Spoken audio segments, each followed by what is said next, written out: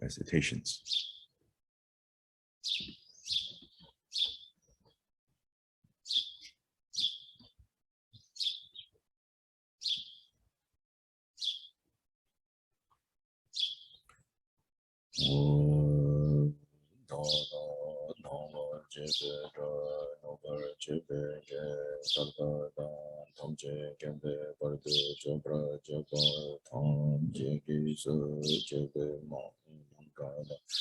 Nyampe senchen tamche dewa tangden tumyang tamche nidhu nana mepa yang dapa sope chanchu rupta che topa Nomba jepe Noba jepe ge thalpa dang tamche gempe bardu jabra jeba tam che ge se jepe ma nanga senchen tamche dewa tangden Yao Tangde Gudu Lana Mepa Yang Tabra Sobe Janju Rinpoche Tobra Jo Tangwa Chepe Tangwa Chepe Ge Tarpa Dang Tamche Kembe Bardu Chopra Cheba Tam Chege Su Jebe Ma Nanga Nanga Senchen Tamche Dewa Tangde Dumya Tangde Medu Lama Mebaya Dambra Sobe Janju Rinpoche Tobra Sangma Keki Bardu Longa Yisum Geva Lago Mashi Bardu Longa Yisum Geva Lago Sungte Nema Sangta Sangye Bardu Longa Yisum Geva Lago Chodang Soki Chonam La Chanchu Bardu Dane Kyamsu Che Dagi Jinsu Gibe Sonang Ki Jola Penche Sanje Jubro Shu Sanje Chodang Soki Chonam La Chanchu Bardu Dane Kyamsu Che Dagi Jinsu Gibe Sonang Ki Jola Penche Sanje Jubro Shu Sanje Chodang Soki Chonam La Chanchu Bardu Dani Kyamsu Ji Dagi Jinsu Gibe Sonang Ki Yola Penche Sanje Jubro Kadang Yampe Senchen Tamje Dewa Dang Dewe Gindan Dembra Guji Dunya Dang Dunya Ji Gyudan Dewa Guji Dunya Mepe Dewa Dhamme Dewa Guji Niling Chadam Nidam Dewa Tamyong Nebra Guji Kadang Yampe Senchen Tamje Dewa Dang Dewe Gindan Dembra Guji Dunya Dang Dunya Ji Gyudan Dewa Guji Dunya Mepe Dewa Dhamme Dewa Guji Niling Chadam Nidam Dewa Tamyong Nebra Guji Kadang Yampe Senchen Tamje Dewa Dang Dewe Gindan Dembra Guji Dunya Dang Dunya Ji Gyudan Dewa Guji Dunya Mepe Dewa Dhamme Dewa Guji Niling Chadam Nidam Dewa Tamyong Nebra Guji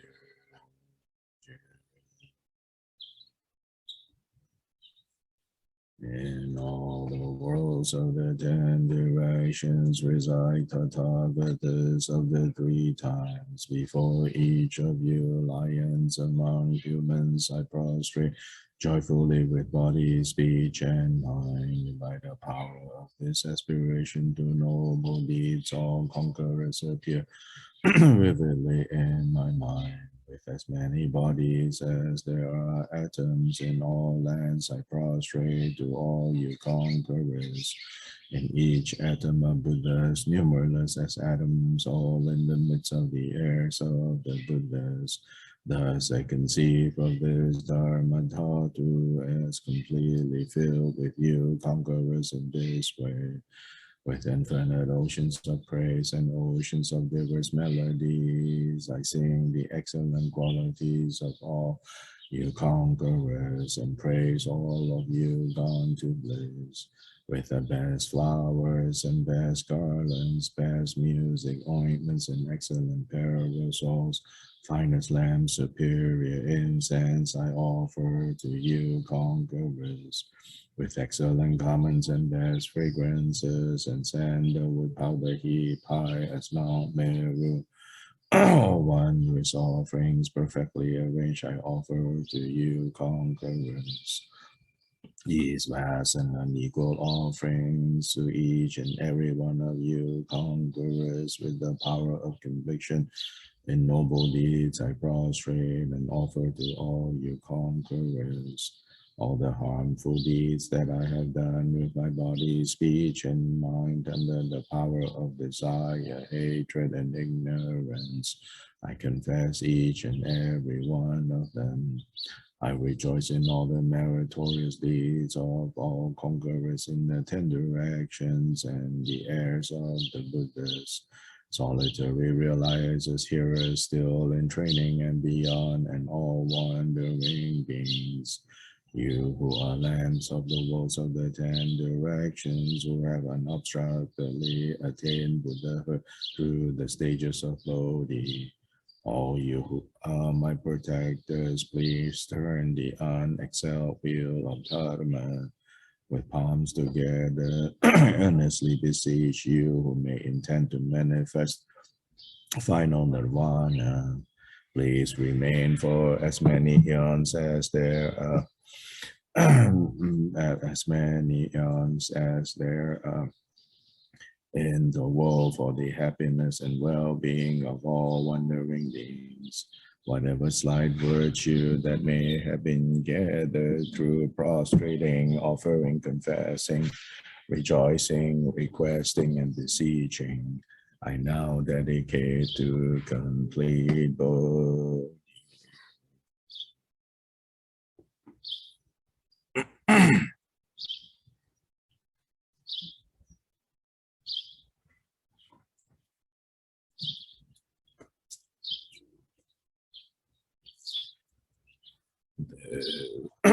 Ground sprinkled with scented waters and strewn with flowers, adorned with the supreme mountain for continent, sun, and moon. I visualize as a Buddha land and offer it. May all wandering beings experience such a pure land. To the Gurus who possess the three kayas, I offer the outer, inner, secret, and thusness offerings.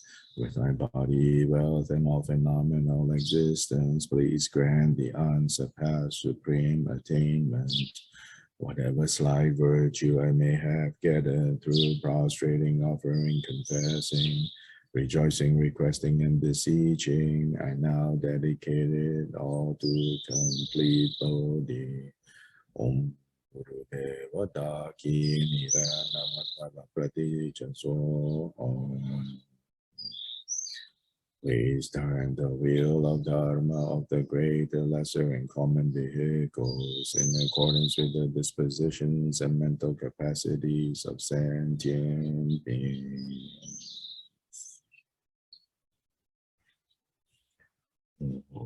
Nurje Chanche Tele Naroda, Mami Dabo Bada Jete Gogata Chugan Sovel on the Shamsa Rama Yetam Joking also what the sort of Yajin Quebec, the Maison, and the Capital. So make your what the J jump out to J compression of the Tapas of the girl and the Chinchilla shit to J and get no person make a simple thing to change.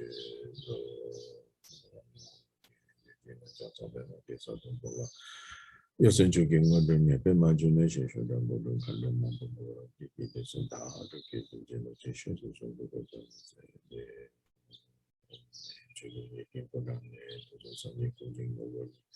Rasen Chogun Monsun Tonsa, but Zawe Lame Shabo, so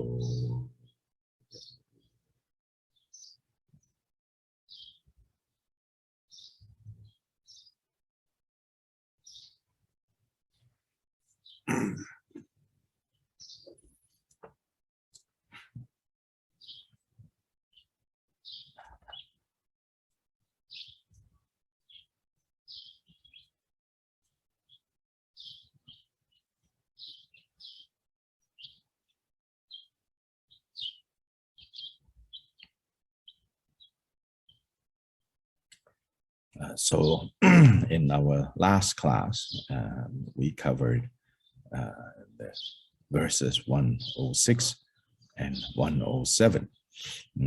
So here in this, and from here on, for the next few verses, from 106 on, Shantideva raises a few objections on behalf of those whom he knows who will have questions for him. Remember, right? He's in this assembly of his fellow students at Nalanda. So again, try to remember that. So he's raising these questions that he knows. Certain people in the audience are already thinking about.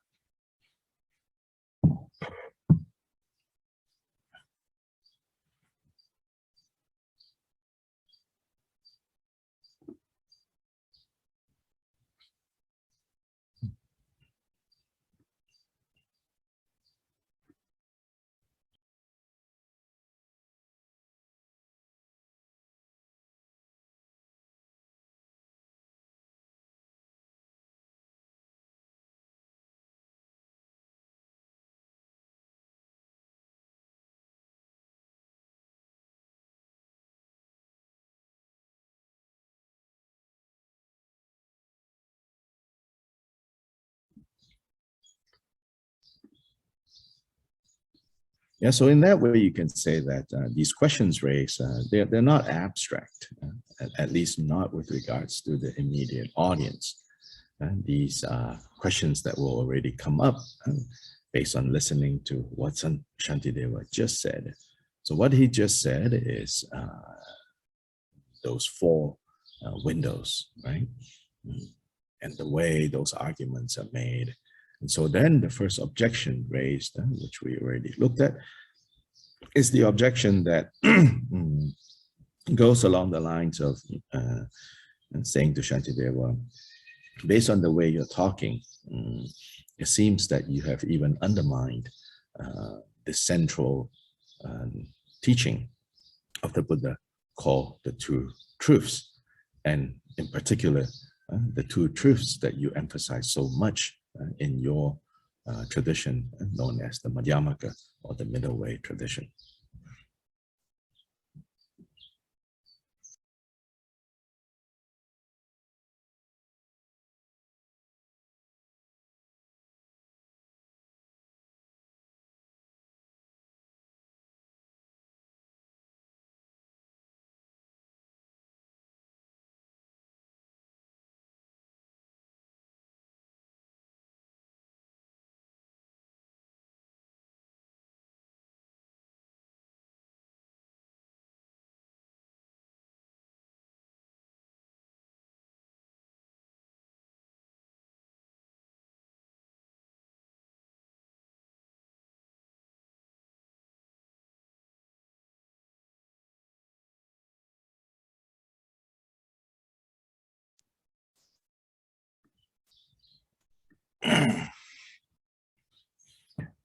In the next objection raised in 108 onwards, it's basically the objection that says, again, the way you have been arguing, the way that you have been talking, you talk so much about analyzing and the benefits of analysis, but it seems like some of the implications of what of the statements you have just made renders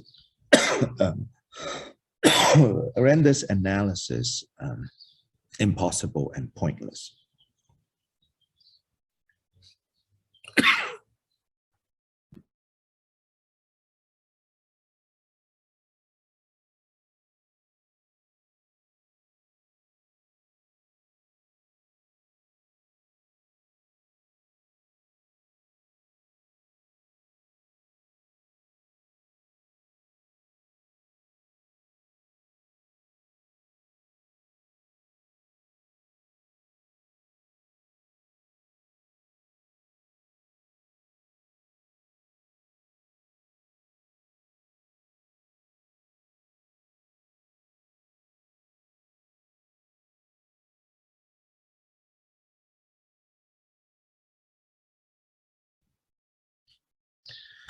And so I'm going to read verses 108 to 110.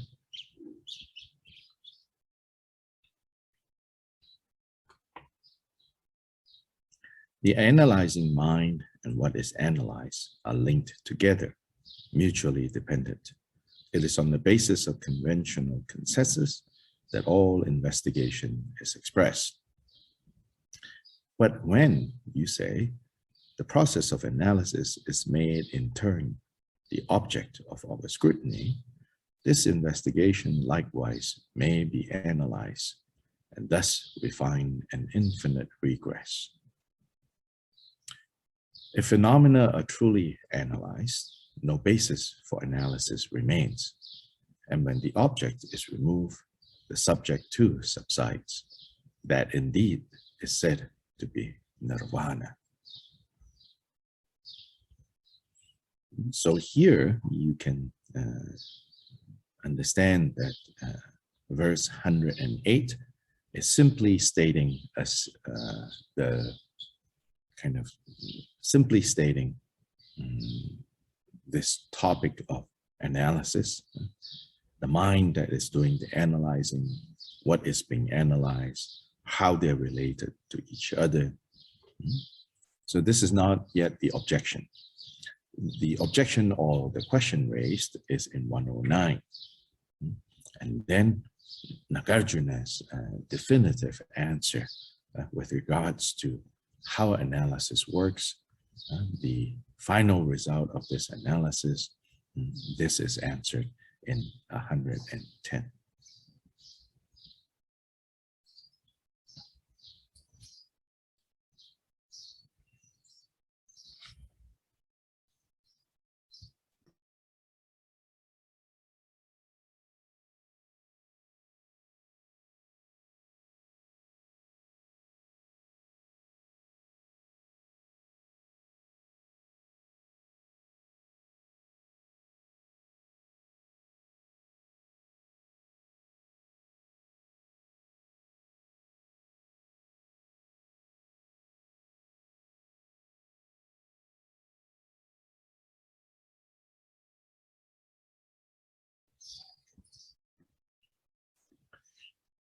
So here again, I think if we look at Khenpo Kumbel's commentary, then it can be very helpful.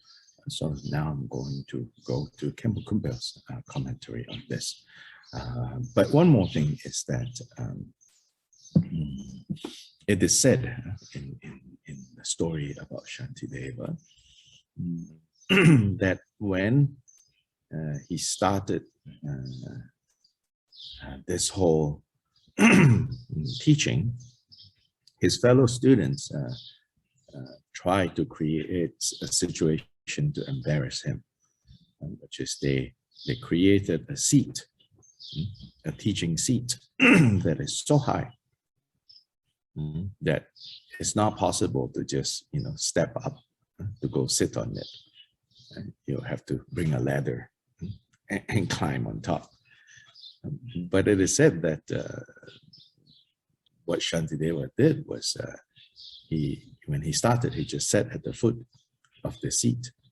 But as he is giving this teaching, he begins to levitate. You might say this is rather distracting, to try to focus on what he's saying, and also to try to ignore the fact that he's floating up and up and up and up.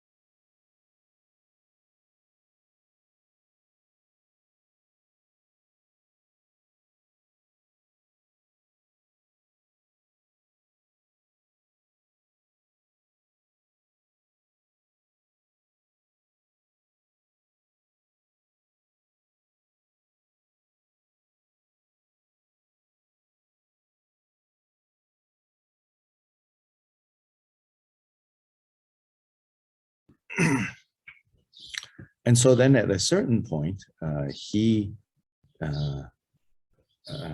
levitated high enough that he's seated on the seat. I don't think the legend tells us at which point in the text, but what the legend does tell us is that by the time that 110 of this chapter, that verse is reached, he had further levitated beyond the seat, so that by the time of chapter 910, right, when this statement, when this verse about that says, if phenomena are truly analyzed, no basis for analysis remains, and when the object is removed, the subject too subsides. That indeed is said to be nirvana. So the subject, also then the second subject here is Shantideva, the one giving the teaching, also subsides. So he, dramatically, he cannot, nobody can see him anymore. He is levitated so high. So this is the Shantideva special effect.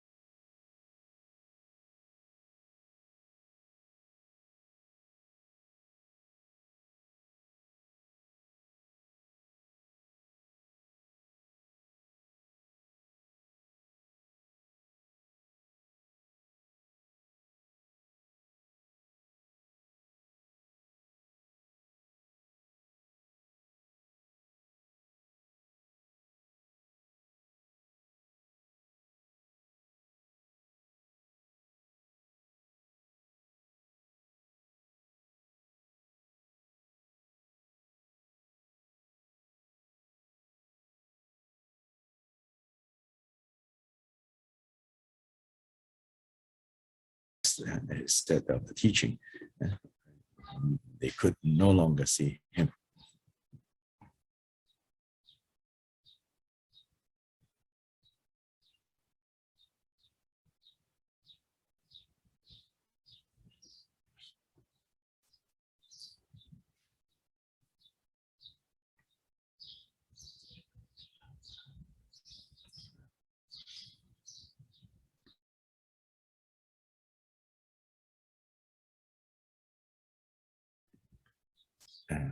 Can you all hear what I just said or no?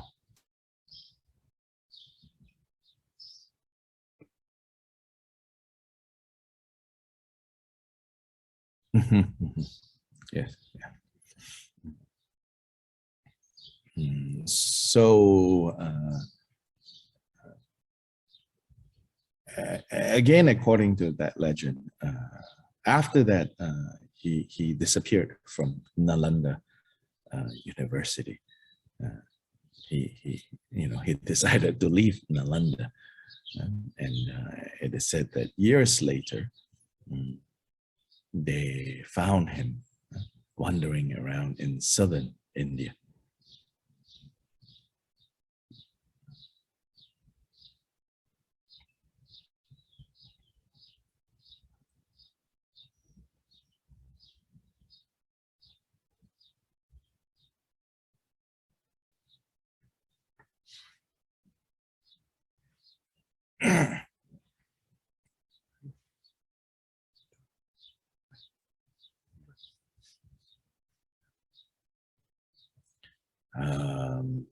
And apparently, saying a little bit more about this story, when they found him in southern India, one of the reasons they were looking for him was that apparently, so soon after he he gave this amazing teaching, people started to quickly write down, you know, what he said. Over time, two different versions circulated according to the legend, a longer version and a shorter version. And so this text began to be read, and everyone was very interested. But because two versions circulated among people, so one big reason was people were trying to find him to verify which version was the one that he actually taught. And when they finally found him, they said, it's this longer one. And it's the one that is emphasized in the Tibetan tradition, this longer version.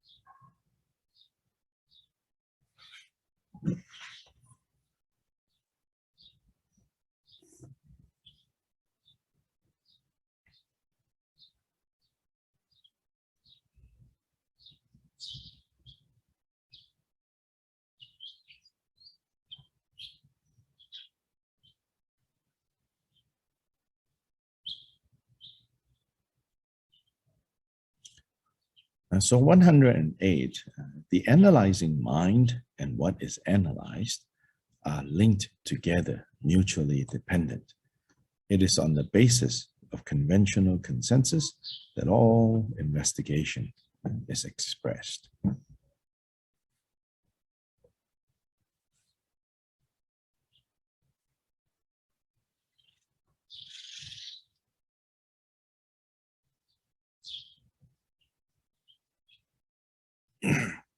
So Khenpo Kumpel says, it could be objected that if knower and known, so the analyzer and that which is analyzed, the knower and the known, it could be objected that if the knower and the known are both by nature empty, it does not make any sense to analyze them.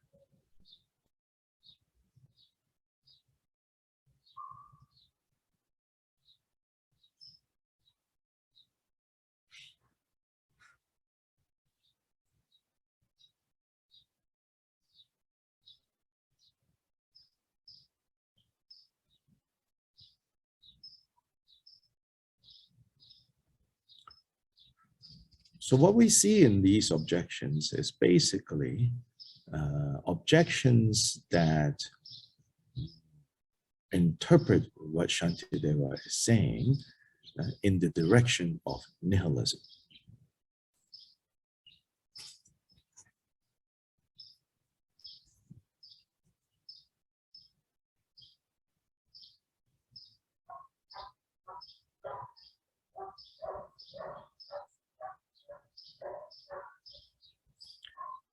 So no one is, quite going to misunderstand Shantideva along the lines of eternalism or essentialism.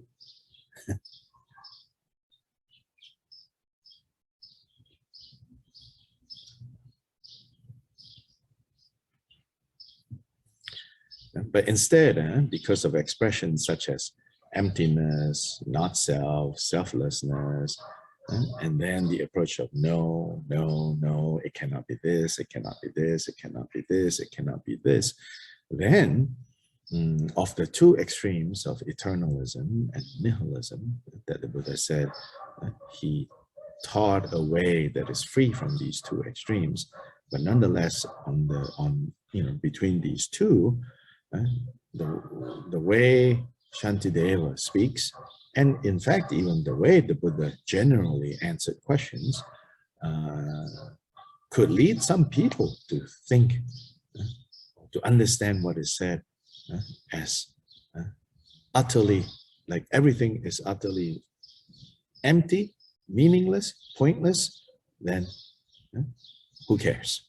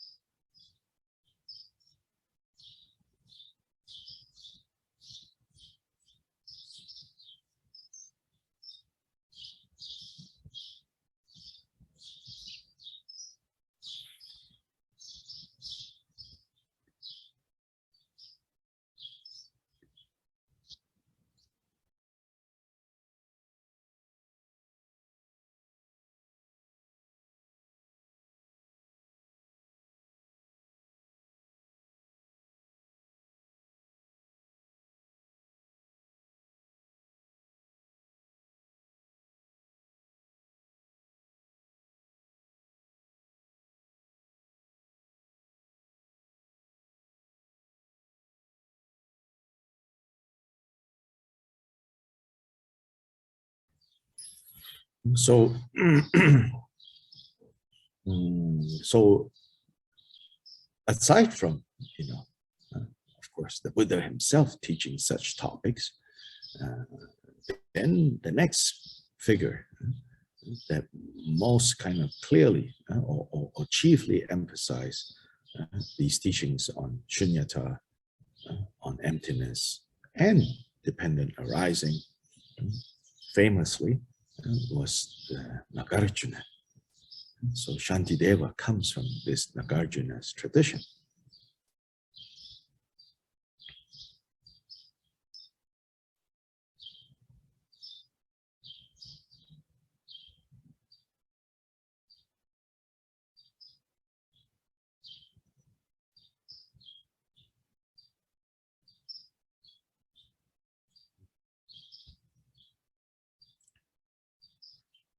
But again, there is a tendency to misunderstand Nagarjuna, to misread Nagarjuna, or to mishear Nagarjuna, and think that his emphasis on emptiness is use of like negation. Means that he's saying there's no point in anything, nothing matters.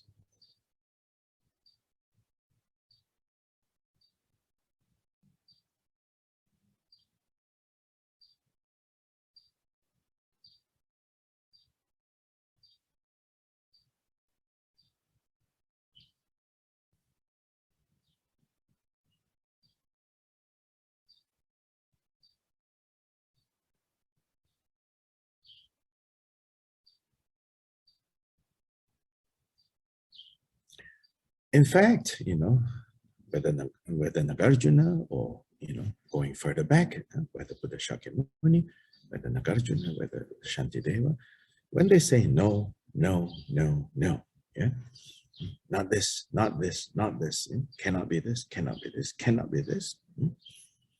I think if we pay close attention to how and when and what they're saying, you will see that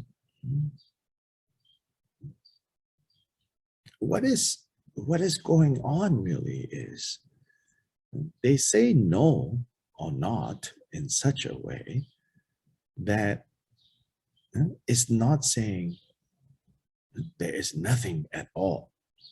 Just that whatever is, isn't the way you think it is.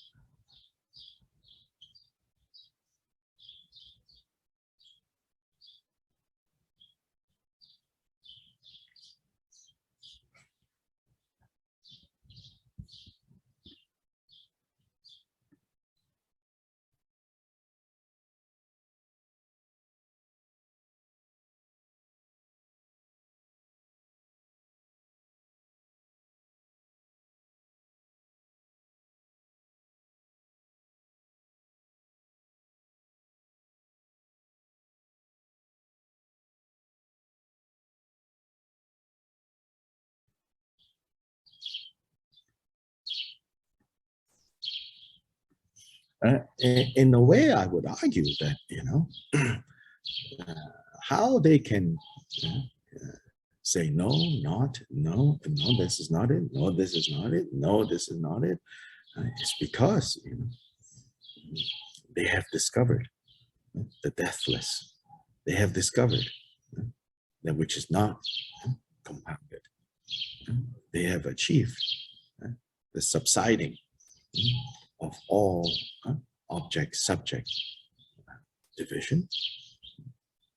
And so with supreme confidence, they can say, no, no, not like this, not like that, not like this either. Not because they are nihilistic, even if the method is that of cutting away.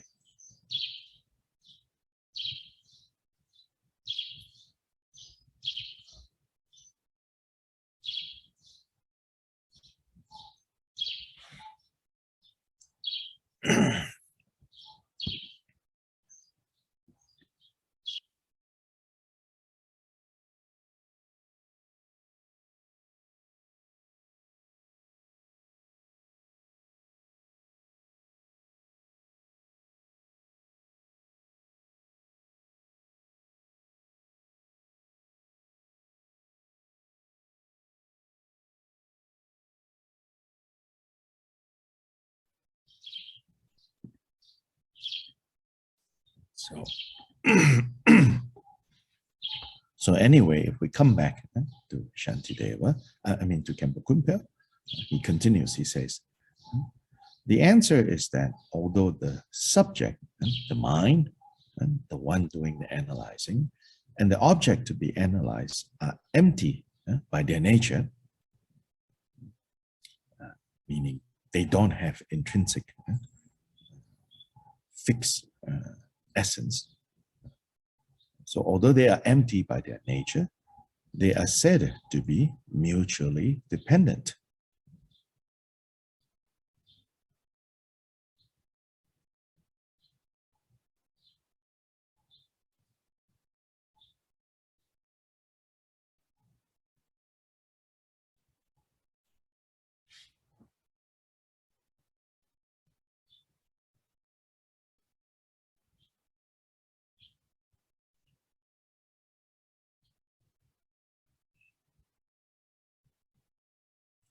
In other words, although subject and object, analyzer and analyze, the mind and what the mind knows, although these two sides lack inherent existence, which is the ultimate truth, they nonetheless, on the appearances level, appear and relate to each other interdependently, the relative level.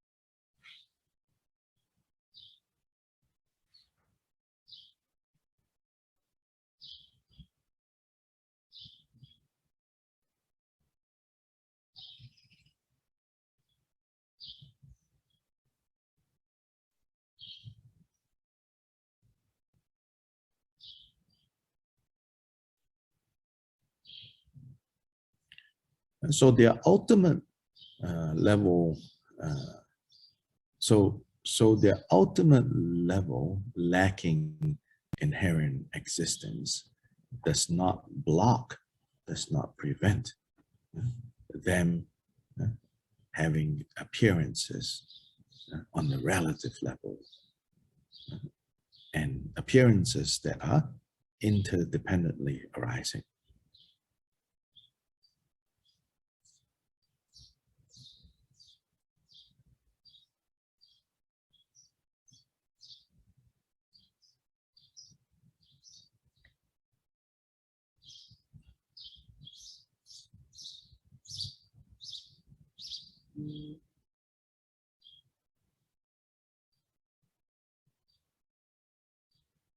And so this answer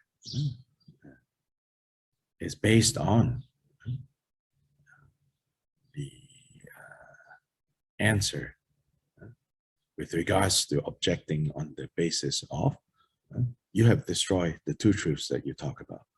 So here, Shantideva answers the second objection by starting with the answer from to the first objection, which is, no, the two truths are not being cancelled out by this kind of analysis. In fact, the two truths, the operating principle, understanding the two truths, allow us here to see how the analysis that we're talking about here can be fruitful, can bring about the purpose of Dharma practice, which is to dispel suffering.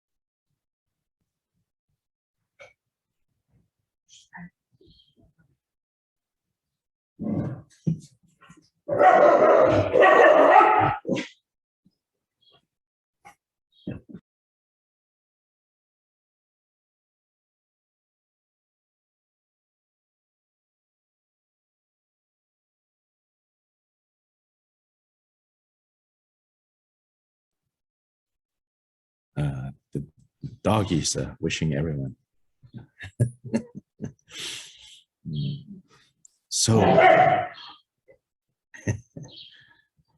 So here, Khenpo Kunpyo continues, he says, and since all analysis is conducted on the basis of the conventionalities, since all analysis is done on the basis of what you and I in January mutually agree, which is that things seem real as long as they are not subjected to close investigation. Because of that, therefore, analysis has its role. Meaning, as long as we all more or less share a consensus that things are real enough, you know, this wall behind me, these plants coming down, the seat I'm seated on, no one denies, you know, Shantideva says, that they're real enough as conventions, that we can operate, you know, in this kind of like, you know, we more or less know what we're talking about.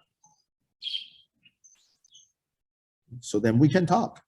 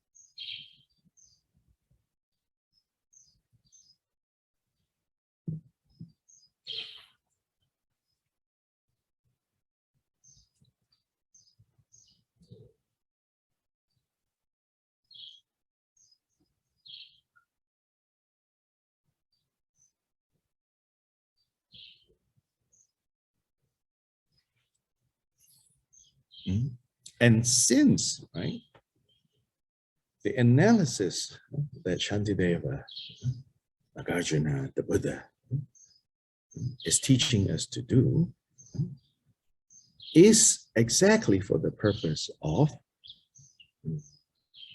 taking the common consensual agreement on things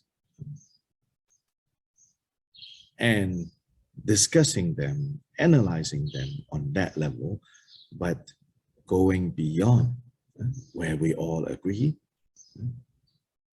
to finally see that the consensus nature of what we take to be real. Therefore, analysis is meaningful. In other words, what his opponents is wanting to say is, analysis is only meaningful if the act of analyzing is real. They're trying to force Shantideva to admit to some permanence, to some real somewhere. They're trying their very best. Even now, trying to force Shantideva to grudgingly admit that the act of analyzing must be real. And then Shantideva says, no, even the act of analyzing is not real in the ultimate sense.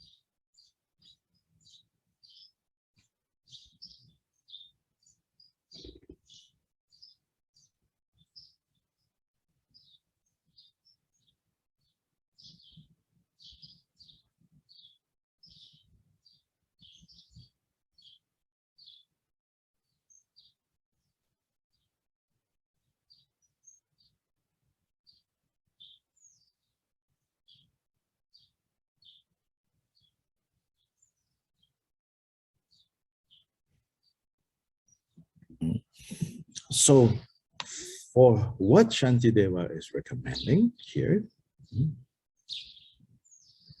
it need not, which is analysis. Analysis doesn't need to have ultimate reality.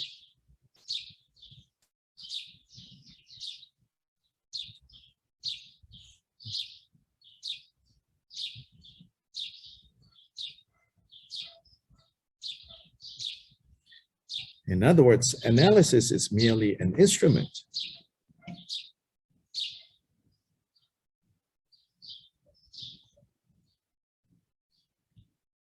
An instrument to be skillfully employed,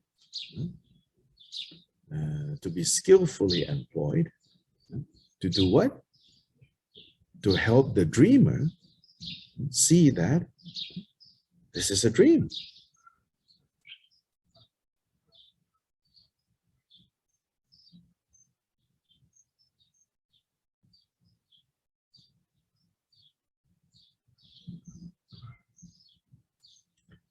Sometimes you need like maybe when you're in a dream, right? Sometimes you need someone who is not asleep, right? To shake you and to wake you up.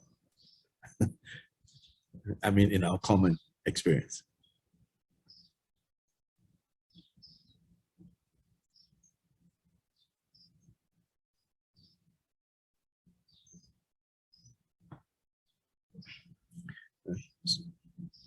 So maybe on that experience, right? On the basis of that experience, Shantideva's objector wants to say, this analysis you're talking about must be like this real person who is not asleep and waking you up. But then you keep saying, there isn't real in that way. So then Shantideva's response is like, no, I'm not talking about some real person who is not in the dream shaking you up. That's not my way of talking, of understanding what this analysis is. This analysis is the, I would say the way it's like when you are in a dream, if you pay skillful attention, the elements in the dream will reveal to you, hey, this is a dream, this is a dream, this is not real. So those elements don't need to be real. So the analysis doesn't need to be real in order to have efficacy or enough efficacy to make you realize, oh, this is a dream. Therefore, I should not, get all worked up. I need to get awakened. I need to wake up instead of getting worked up.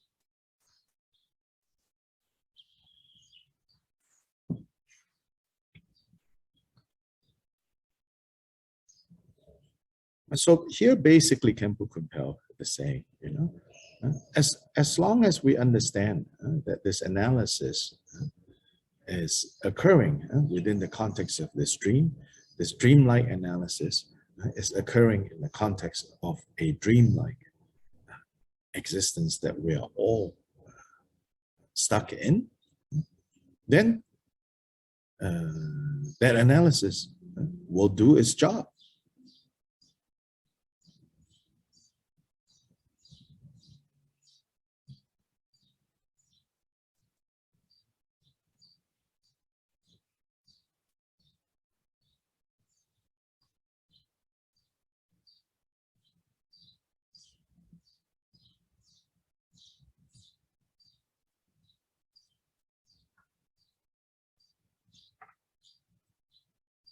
The next verse, verse 109, that slightly different objection. This one may be a little bit hard for us to fully appreciate it, a subtle point. The second objection is still about this analysis, and the analysis, it says, it's basically saying this. the objection is basically saying, as far as I can understand, if you say through analysis, you can see that whatever you think is real is not real. Now, after you're able to do that, this act of analyzing still remains. Then you need to have the understanding that the act of analyzing is also not real in the ultimate sense. Then how did you kind of come to that conclusion? By analyzing. Then his objector says, then you need to analyze that as well. Then you need to analyze that as well. Then he says it will go an infinite regress. Then there is no end to analyzing. That analyze that which has analyzed, which has analyzed, which has analyzed, and he says, you will never get out of this mess.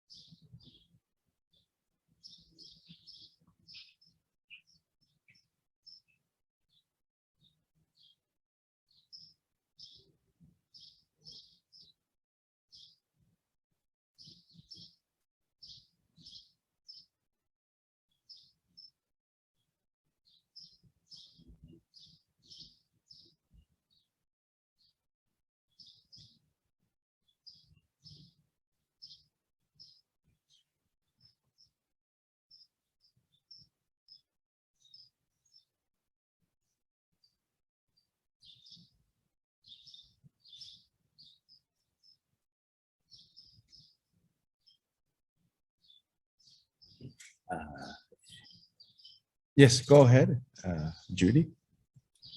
The internet is unstable. Would you repeat the beginning of that? Beginning of what you have to tell me what you heard, then I can. Well, I heard the last where you go on and on and on and on, but the beginning of that was, I couldn't hear it. It just stopped. So yes, okay, sure. So you have to. His objector is saying, you say that we should use analysis to analyze, to understand that subject and object are mutually dependent and therefore not real. So, okay, job done. But then this act of analyzing implies that there's an analyzer. Then what do we have to do now?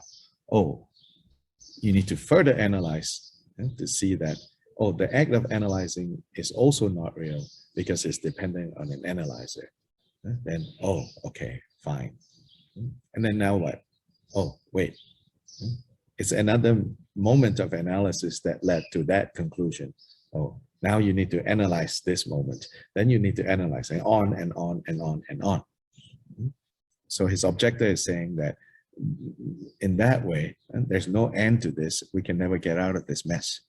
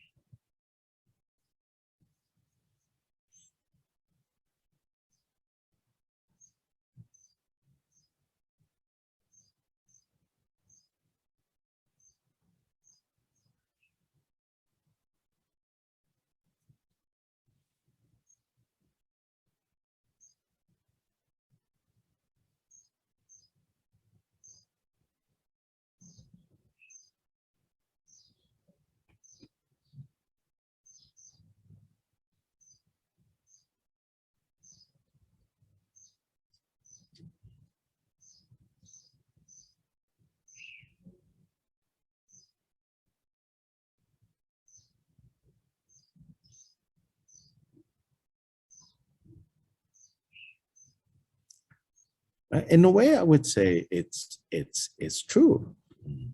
True as in, yes, you have to keep analyzing. You have to keep analyzing and keep analyzing and keep analyzing. But the difference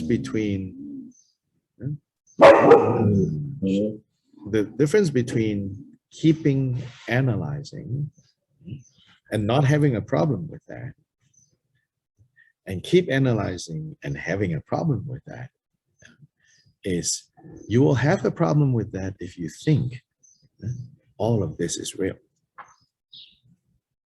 You will not have a problem with it if you know that none of this is ultimately real. It is only for the purpose of dispelling suffering.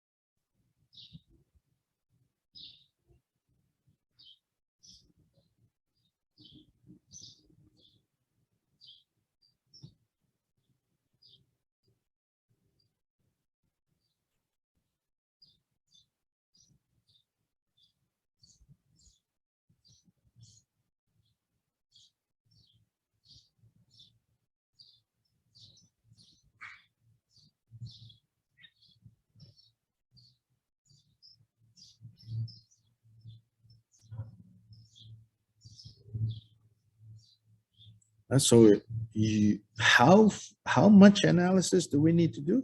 How far back do we need to go? Depends on how fixated we are.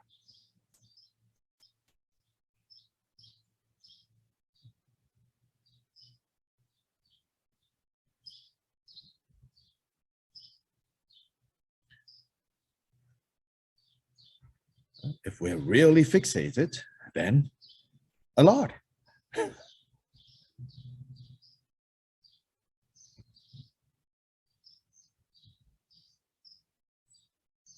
It's like saying, how much do I need to wash this cloth that is stained, or this cloth that has a stench? Right?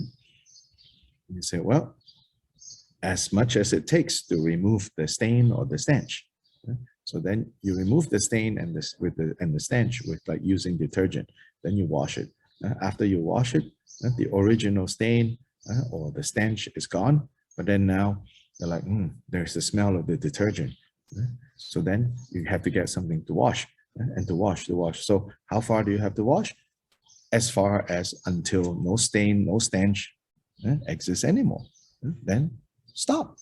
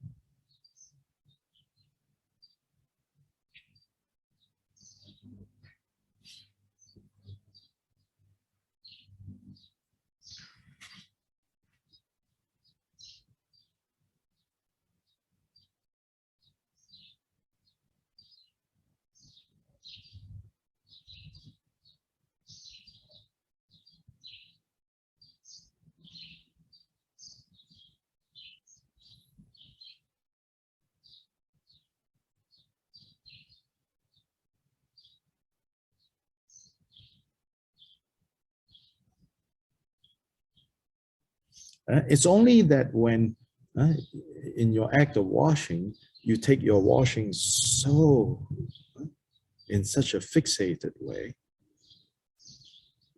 that is when you run into problems.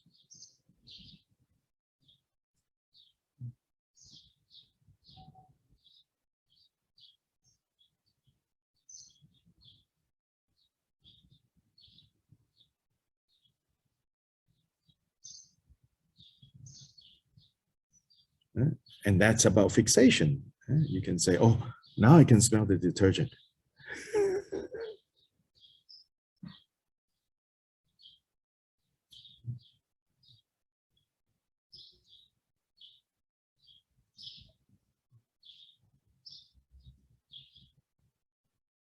Then you next I'm gonna use detergent with no perfume. So then you wash, okay?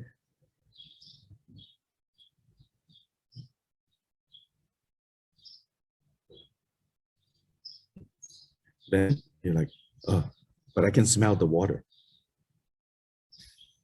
Well, then you need to find some other thing to wash.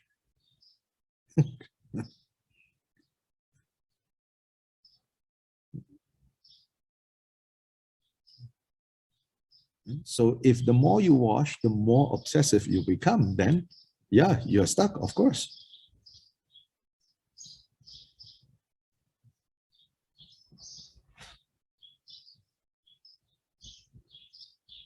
And so in a way, it's saying that the purpose of the washing is not to arrive at an absolute state where no smells exist whatsoever.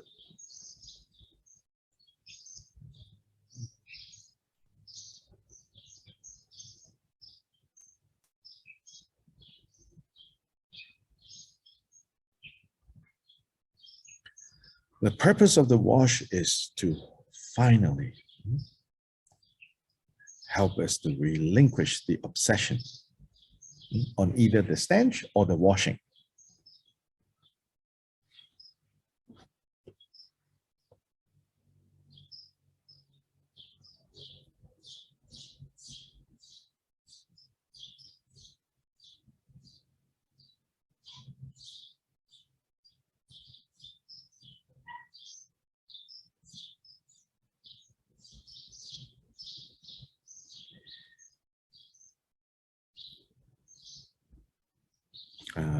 Yes, go ahead, Victoria.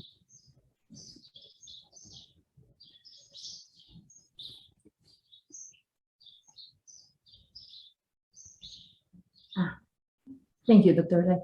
When you and the other masters say, for example, see clearly, in a certain situation, like see clearly, it does not have to do with this analyzing, does it?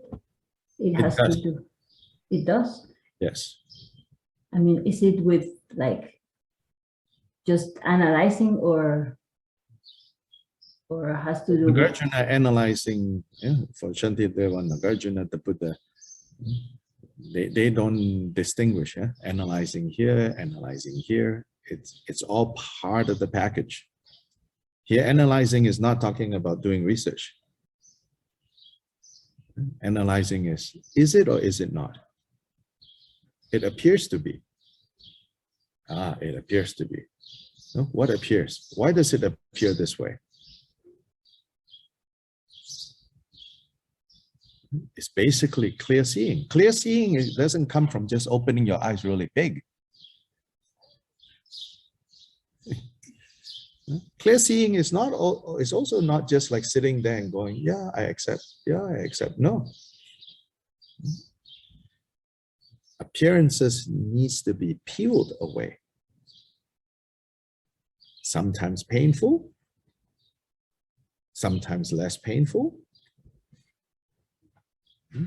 And reasoning is part of this bag of tools.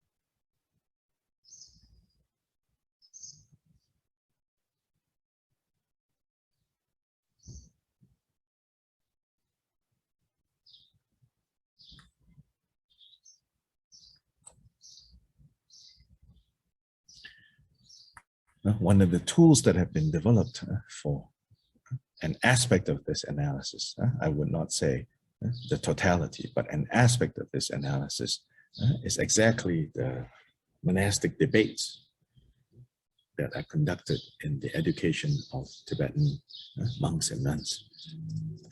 If you go to YouTube, you can just YouTube Tibetan monastic debates, and you will see that these are not, like, oh yes, there's no this, oh yeah, no, these are like people going at each other, debating, yelling, but it's not like yelling without rules.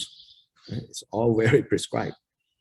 Like, these are the kind of parameters of like positions that you can state, but when stating these positions, so it's also very animated, there's this kind of hand clapping and then prescribed gestures. So it's conducted within a lot of rules, but at the same time, it's not going through the motions. It's as what we would say, passionate, engagement with like attacking wrong view. So when you attack wrong view, sometimes in these debates, I mean, I've gone to watch them, you have to have monks pulling two monks apart, because it seems like they're going to start punching each other.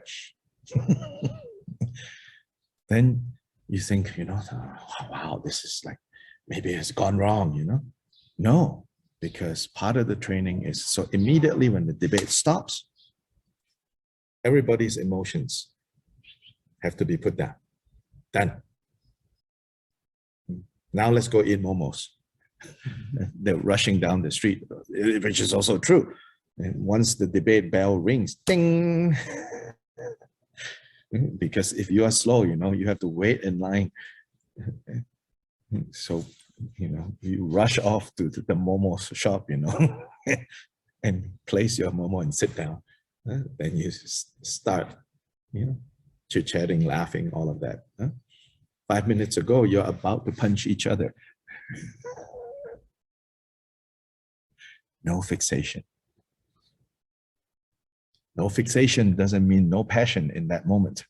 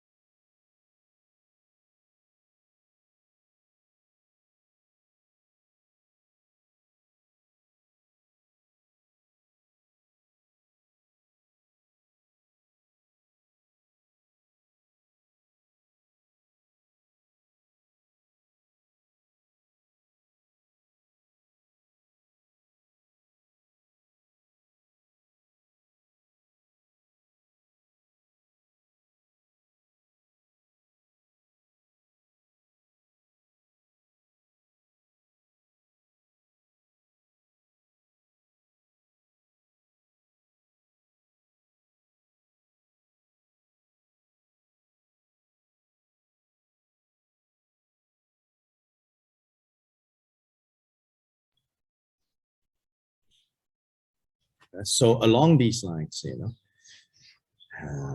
regarding this analysis, investigation.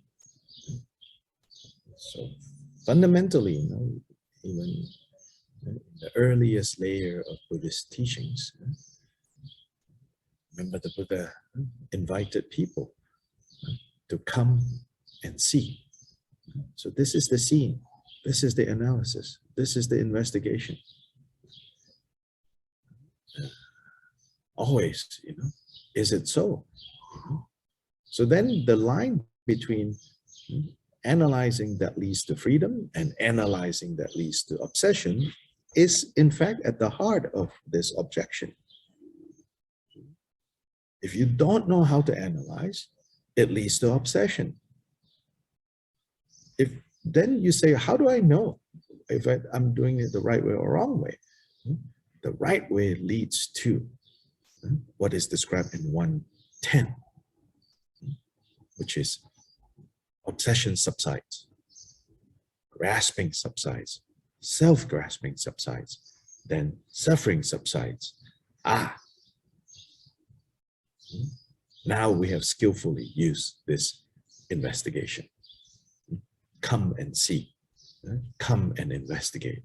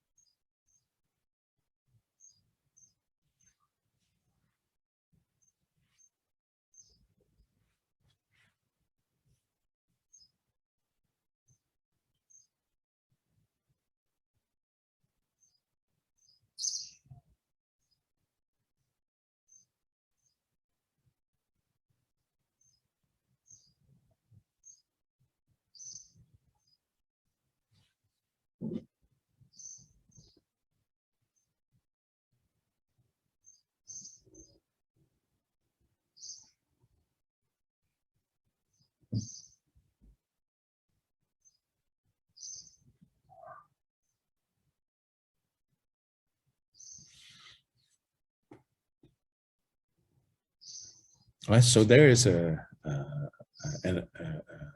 saying that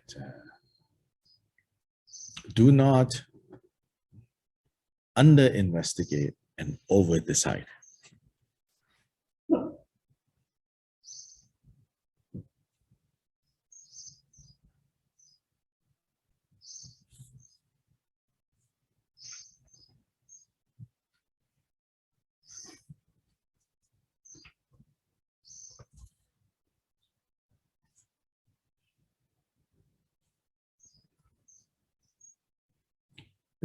To over-decide in Buddhist terms is to blindly believe in appearances.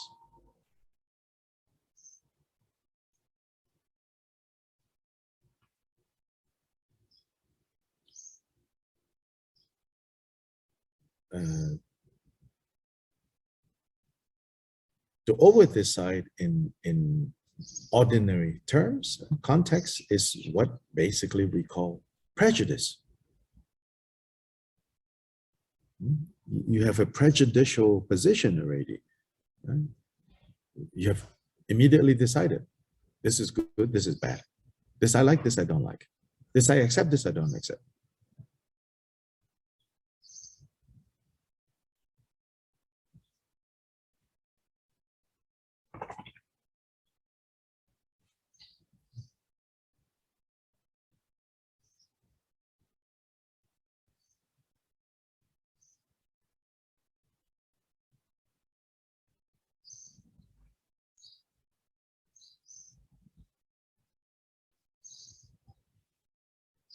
And habitually, that's how we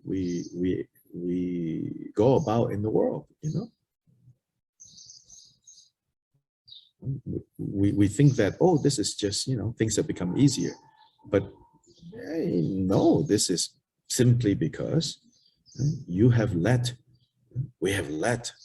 our prejudices and biases that have built up in the past to continue to build up. So then we just decide, oh yes, of course that's not, of course that's bad, of course that's good, of course that's desirable, of course that's undesirable.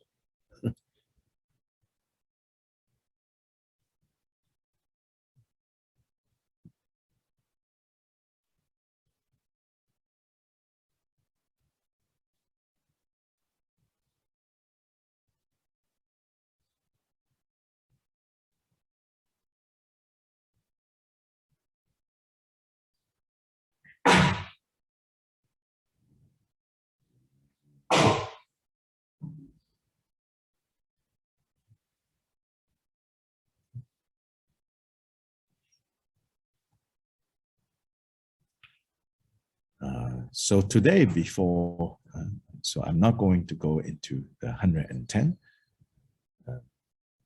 because I'm going to disappear actually before 110.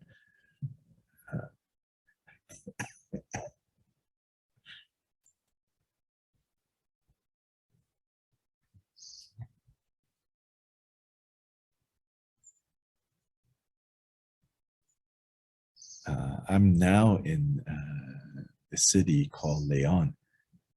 This is where, among other people, Omar, who does the recording and the uploading of our classes, he is from Leon. I'm broadcasting from his home. I have a 9 o'clock appointment, which now is 8:30, so I need to get going. Elena, who is also often in our class, she's also from Leon. So got to go do things now.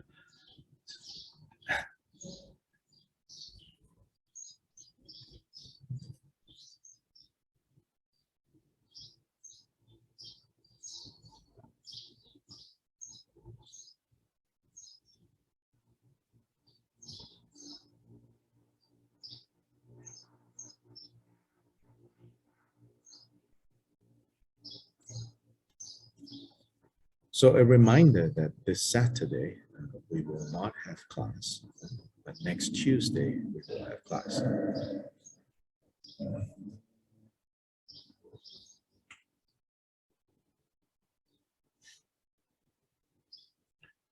Also, another reminder, this Saturday, Khenchen Rinpoche starts this new series on Gampopa's, Essence of Gampopa's Jewel Ornament.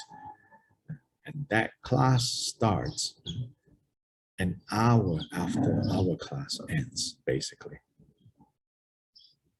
Usually our class ends, New York time. It ends at 10 o'clock, New York time. Then New York time, Essence of Jewel Ornament starts at 11 o'clock.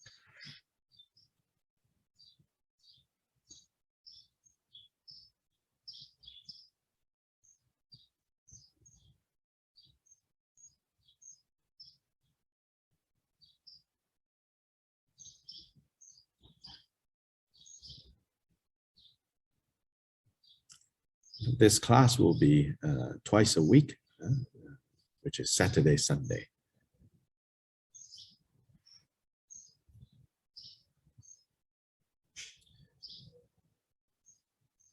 Javier has created a flyer and also a landing page for registration.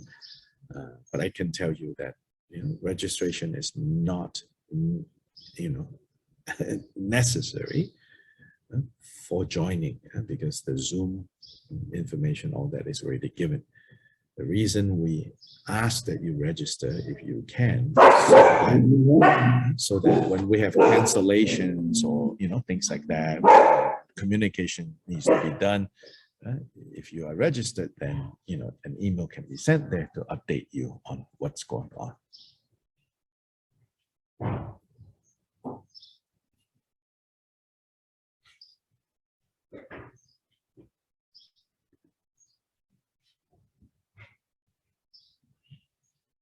And Javier just gave us that link in the chat here for the registration. So you should click it now so that it opens a window. And then after our class end, you can go to that window. Otherwise, you lose that link. So anyway, this will be recorded and then again uploaded to Khenchen Rinpoche's YouTube channel eventually. So even if you cannot attend every single class, you attend as many as you can, then whatever you miss, you can always go back. So our Shantideva class, the series is nearing towards the end. The last chapter doesn't have a lot that we need to spend a lot of time on because it's the dedication chapter. A beautiful, poetic dedication chapter. So more or less when we come to the end of the wisdom chapter, then this series will be complete. Then we do the dedication. Chapter 10.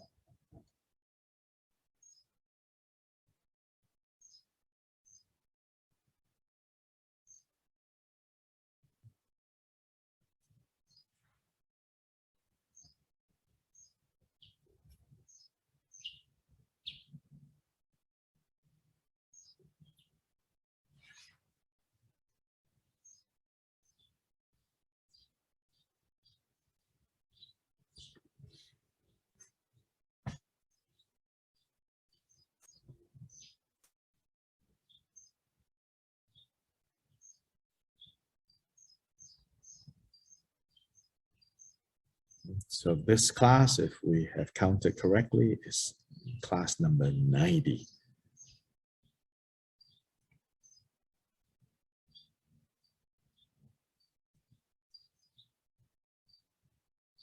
So at least 45 weeks, but because there has been cancellation, so my estimate is close to 48, 49 weeks now. So 52 weeks, and then we would have spent a year on Shantideva.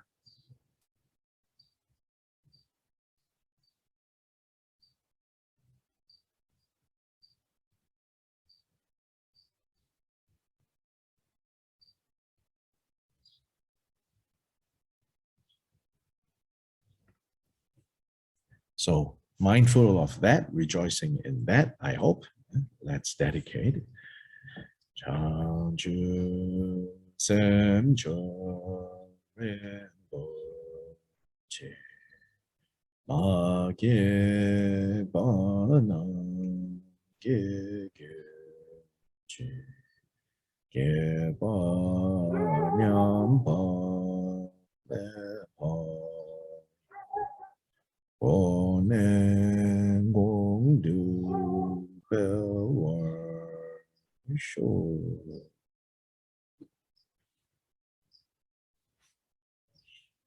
Hata, everybody. Thank you. Thank you, Dr. Lai. Gracias. Thank you, Dr. Gracias. Lai. Bye. Thank Thank you. you. Thank you. Gracias. Thank you, Gracias. Beijing. Thank you, Antonio.